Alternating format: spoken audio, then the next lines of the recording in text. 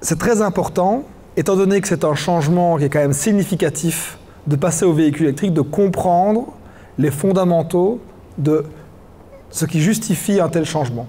Vous l'avez certainement vu dans les journaux et dans la presse, il y a un impératif climatique et environnemental qui justifie qu'on mette une énergie très importante, aussi bien individuellement que collectivement, pour trouver d'autres solutions. Alors bien sûr, on dit oui, mais le véhicule électrique, si on produit de l'électricité au charbon, finalement, c'est polluant également. Et donc c'est pour ça que le meilleur ami du véhicule électrique, c'est les énergies renouvelables, et qu'il faut en parallèle développer le renouvelable et développer le véhicule électrique. Et vous pouvez tout à fait vous dire que le véhicule que vous allez conduire la première année va devenir de moins en moins polluant, puisqu'on va avoir de plus en plus de renouvelables qui vont arriver dans le réseau électrique.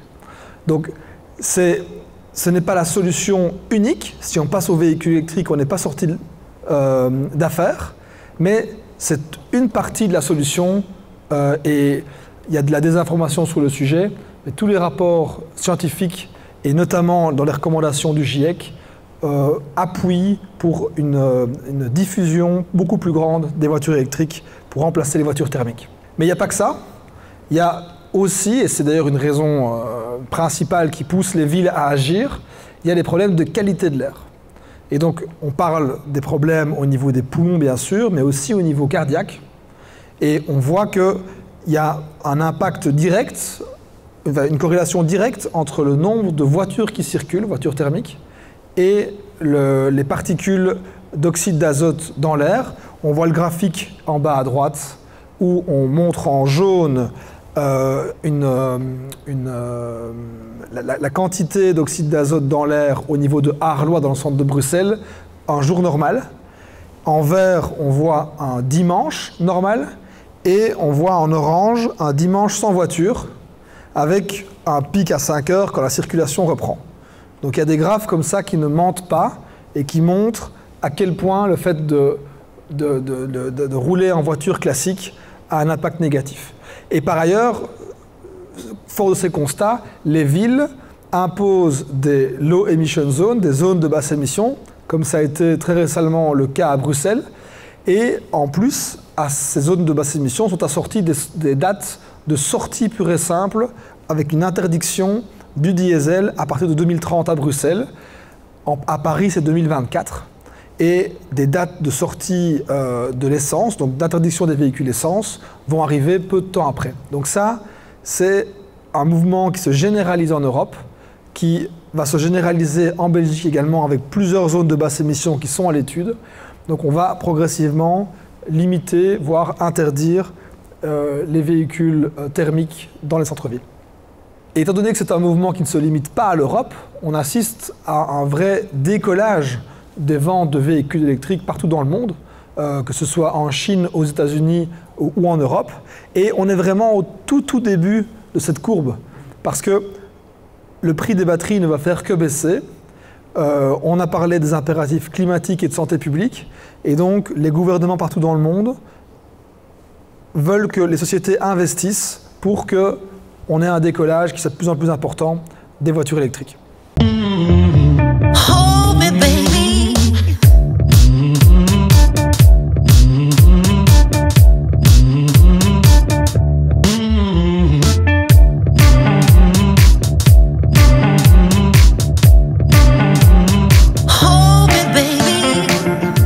Et donc bien sûr, je vous introduis ici la Renault Zoé, qui est donc une des voitures que vous pouvez acquérir et qui est la moins chère du marché à l'heure actuelle et la plus vendue en Europe en 2017.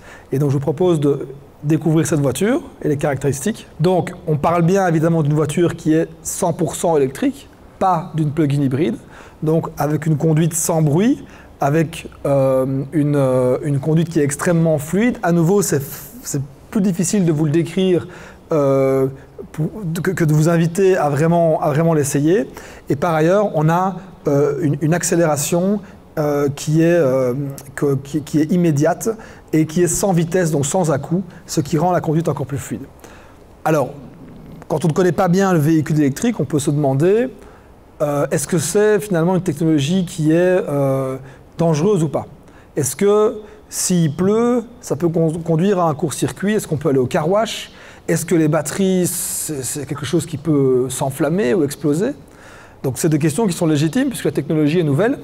Et il faut savoir que la Renault Zoé a réussi le meilleur des scores possibles au crash test et que c'est une voiture qui peut tout à fait être considérée comme parfaitement sûre. C'est aussi une voiture qui est connectée, c'est-à-dire qu'on peut à distance régler le chauffage, l'ERCO, comme sur une voiture thermique, mais on peut aussi également regarder quel est le niveau de charge et quand on se charge, combien de temps ça va prendre pour être tout à fait chargé. Ce sont des informations qui, quand on conduit en électrique, sont très utiles. C'est une voiture qui est de l'extérieur compacte, mais qui reste une 5 places, petite, mais qui vous permet, dans la vie de tous les jours et particulièrement pour la conduite urbaine, de rencontrer beaucoup de besoins que vous pourriez avoir. Et très important, parce que ce n'est pas le cas de toutes les voitures sur le marché en électrique, c'est une voiture qui est conçue comme une voiture électrique. Alors pourquoi est-ce que c'est important? Parce que, mon slide d'après, ou un peu après, on va parler de l'autonomie des véhicules. Grâce aux technologies qui ont été développées par Renault, telles que par exemple l'introduction d'une pompe à chaleur, des pneus qui sont spécifiques, des modes éco et un niveau de freinage régénératif, c'est-à-dire que quand vous freinez, vous rechargez votre batterie, eh bien, on arrive à maximiser l'autonomie d'une façon significative et qui vous permet, avec la même batterie, pouvoir aller beaucoup plus loin. On a également, donc ça c'est des éléments qui sont quand même assez différenciateurs de Renault, et il y a par ailleurs des avantages liés à la motorisation électrique, qui est l'absence de vitesse et d'embrayage, le fait qu'il y ait beaucoup moins de pièces qui bougent, le moteur électrique est beaucoup plus simple qu'un moteur thermique, et donc il y a toute une série de pièces qui ne sont plus là et qui dès lors ne peuvent plus casser. Il y a plus d'huile qui ne doit du coup pas être changée, et par exemple, on freine beaucoup moins puisqu'on utilise le frein régénératif. Donc quand on lève la pédale, on freine et on ne doit pas appuyer sur la pédale de frein. Et donc ce faisant, eh bien, on utilise beaucoup moins les freins et donc du coup les plaquettes de frein doivent être beaucoup moins remplacées. Donc ça, c'est des choses qui sont tout à fait significatives et marquantes et spécifiques pour les voitures électriques. Donc on vous propose donc, une voiture qui est un best-seller en Europe l'année passée et qui existe, comme les autres voitures, en différentes finitions, avec ici différents tarifs, donc on va revenir plus tard sur les tarifs, et avec une réduction qui est liée à l'action qu'on réalise avec Renault, qui est 2 500 € de réduction sur le véhicule. Donc on a une voiture qui est bien équipée dès la version de base, puisque le GPS, MP3, Bluetooth, l'ERCO sont dès la première version disponible dans le véhicule. Et on a par ailleurs un chargeur assez unique qui permet de se charger en 22 kW, donc plus ou moins 130 km d'autonomie en plus par heure, sur des bornes publiques. Et donc ça, typiquement sur d'autres véhicules du marché, on serait plutôt à une valeur de 7 kW. Mais Renault a fait des choix technologiques qui leur permettent d'aller jusqu'à 22 kW. Donc on peut se recharger sur beaucoup de bornes publiques plus vite avec la Renault Zoé qu'avec d'autres véhicules. On a également une édition Bose, qui forcément va réjouir les amateurs de sons de qualité. Il y a différents accessoires et là je vous invite à prendre contact avec les personnes de la concession Renault ici pour avoir le véhicule qui est le plus adapté. Il y a aussi différentes couleurs. Tout ça, c'est pour dire qu'on reste, même si c'est un véhicule qui est électrique, on reste quand même sur des options qui sont classiques pour les véhicules. On n'est pas sur un ovni qui n'existe qu'en une couleur avec une finition. Et puis, on arrive à l'autonomie. Donc, l'autonomie, il y a une valeur qui est la valeur communiquée parce que qui répond à des normes. On appelle la norme NEDC, hein, et donc ça, cette norme-là dit 400 km. Et ça, on sait que ça ne correspond pas aux conditions pratiques, donc Renault parle toujours de 300 km en conditions réelles, sachant que ces conditions réelles vont forcément varier.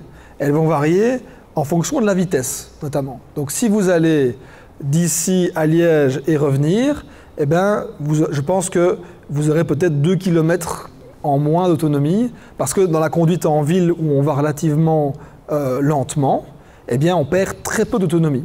Par contre, si vous prenez l'autoroute et vous passez à des vitesses au-dessus de 120 km/h, eh bien là vous allez avoir votre autonomie qui va diminuer beaucoup plus vite.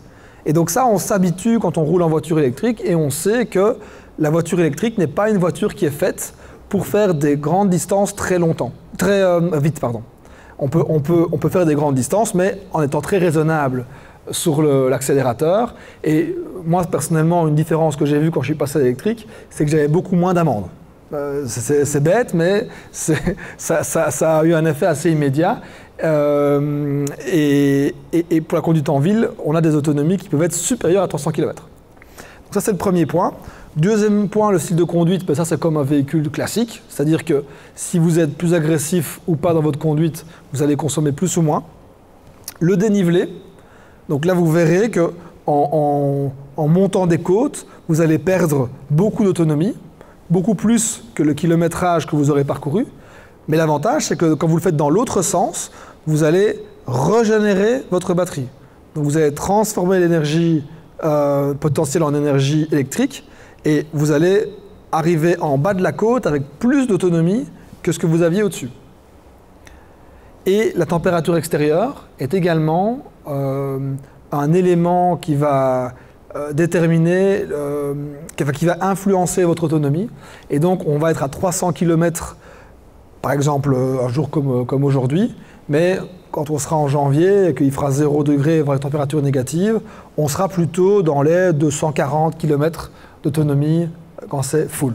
Si on est, quand il fait un peu plus chaud, on va être sans doute un peu au-dessus de 300 km. Donc ce sont des impacts auxquels on s'habitue quand on est un conducteur de véhicule électrique, mais de nouveau qui changent par rapport à l'habitude. Autonomie dit recharge, donc comment on fait pour se charger, quelles sont les solutions qui sont à disposition.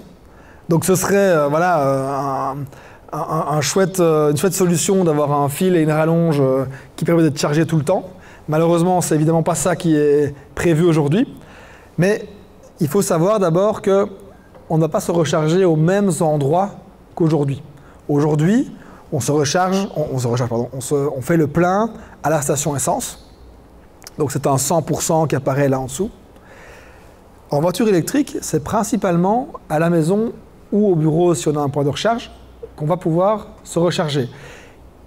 On va aussi pouvoir se recharger dans certains endroits comme Ikea, Deleuze ou d'autres supermarchés qui pourraient investir dans des bornes. Mais on va se recharger principalement quand on fait autre chose. C'est-à-dire on va dormir et se charger, travailler et se charger, faire ses courses et se charger.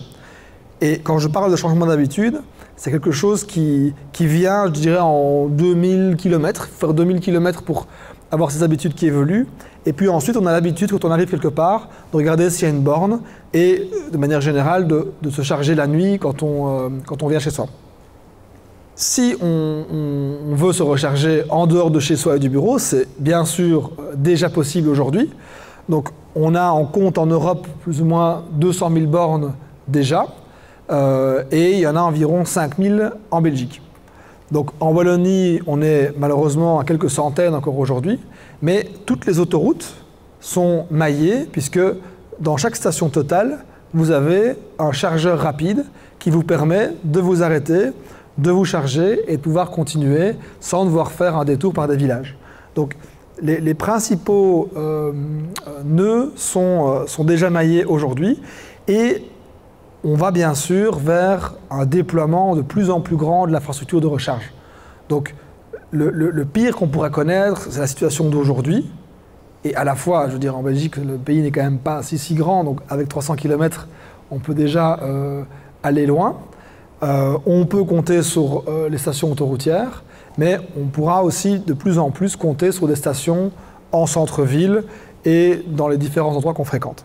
La solution que nous, on met à disposition dans le cadre de cet achat groupé, c'est un partenariat avec une société allemande qui en fait a été voir tous les réseaux de bornes en Europe et qui les a rassemblés sur une application pour qu'on puisse localiser chaque borne.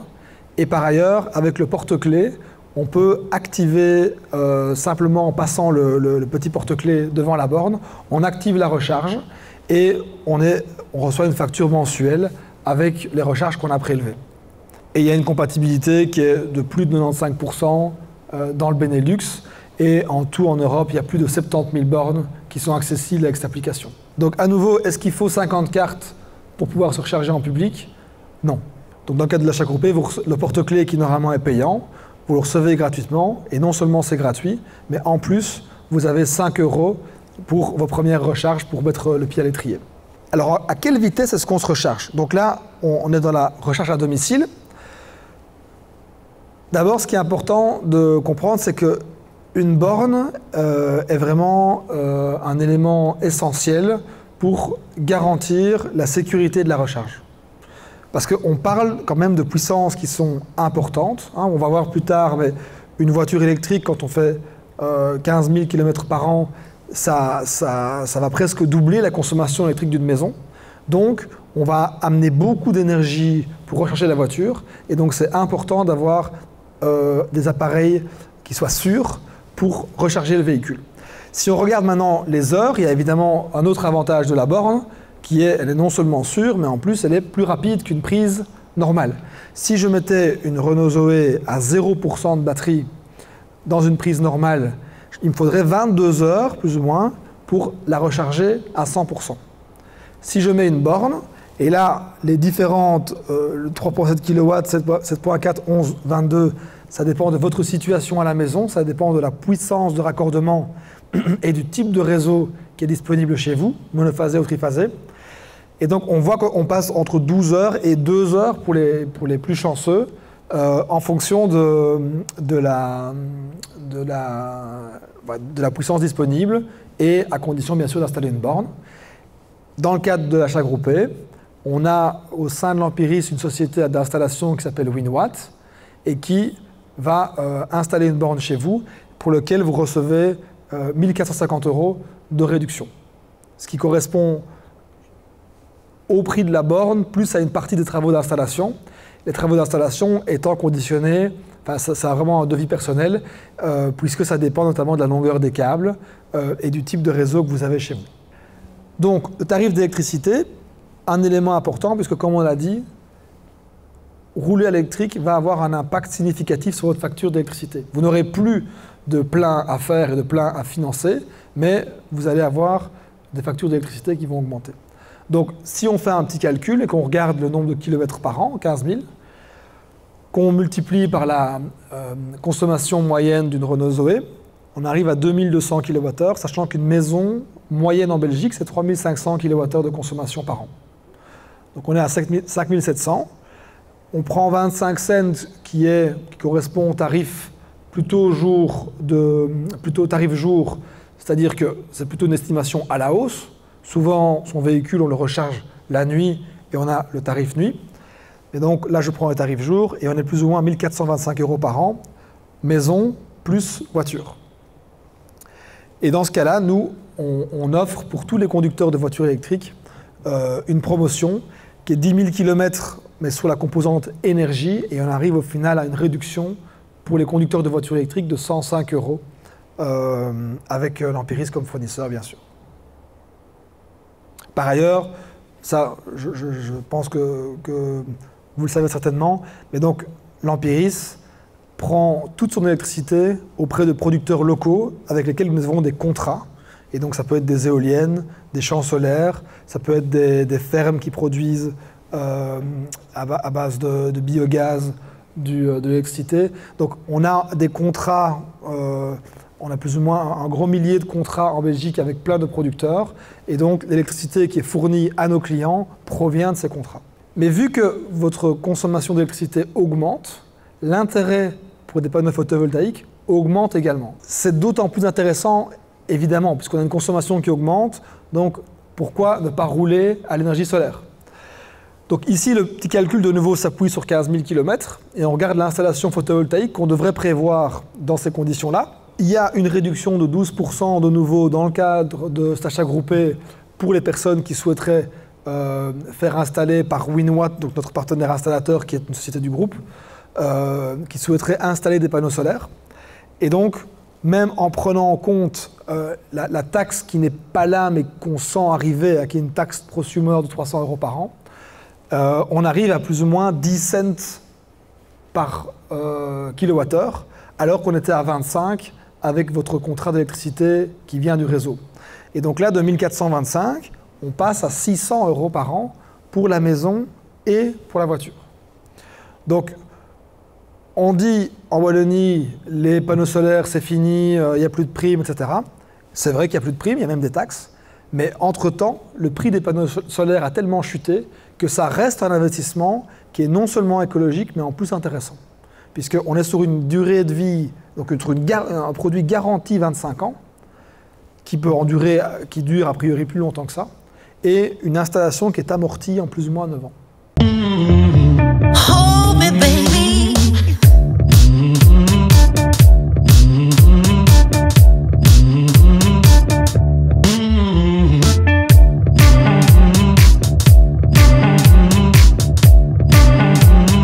Hold me, baby.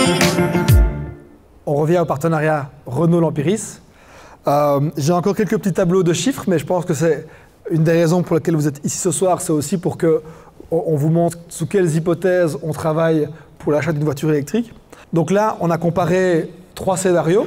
Un scénario avec une capture diesel, un scénario avec une Zoé qui fonctionne avec l'électricité du réseau, et un 3e scénario avec l'électricité qui vient de panneaux solaires. Et donc quand on fait des consommations, 7 litres au 100, 15 kWh par 100 km, qu'on multiplie par le prix unitaire, on arrive à des prix par 100 km qui sont de l'ordre de 11 € pour une voiture diesel, qu'on divise quasiment par 3 pour une voiture électrique qui vient du réseau, et qu'on divise quasiment par 6 quand on roule avec de l'énergie produite par des panneaux photovoltaïques.